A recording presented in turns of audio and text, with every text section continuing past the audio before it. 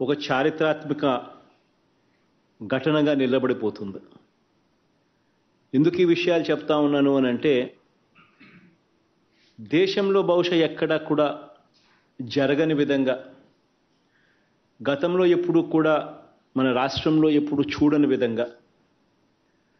ఈరోజు ఆరోగ్యశ్రీని పేదవాడికి మరింత చేరువ చేస్తూ,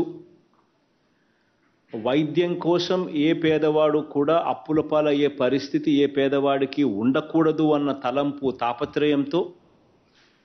ఈరోజు ఆరోగ్యశ్రీని ఎప్పుడూ కూడా ఎవరూ కూడా చూడనంతగా మార్పులు తీసుకొస్తూ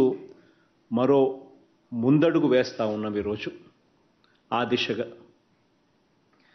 ఈరోజు వైఎస్ఆర్ ఆరోగ్యశ్రీ ఉచిత వైద్యం పరిమితిని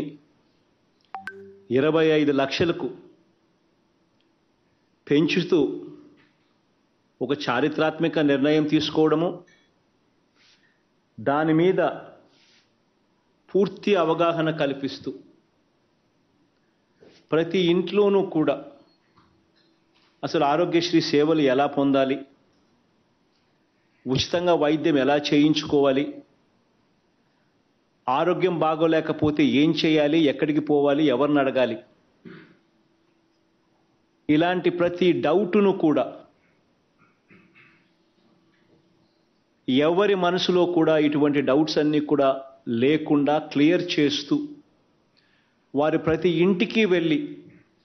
ఈ కార్డ్స్ డిస్ట్రిబ్యూషన్ చేస్తూ, మరోవైపున ఏ రకంగా ఆరోగ్యశ్రీని అవైల్ చేసుకోవాలి, ఏ రకంగా ఆరోగ్యశ్రీని మనం పొందవచ్చు, ఉచితంగా రూపాయి కూడా ఖర్చు లేకుండా మనం వైద్యం ఎలా పొందవచ్చు అనే దాని మీద పూర్తి అవగాహన కల్పించే ఒక గొప్ప కార్యక్రమానికి ఈరోజు మనం శ్రీకారం చుడతా ఉన్నాం.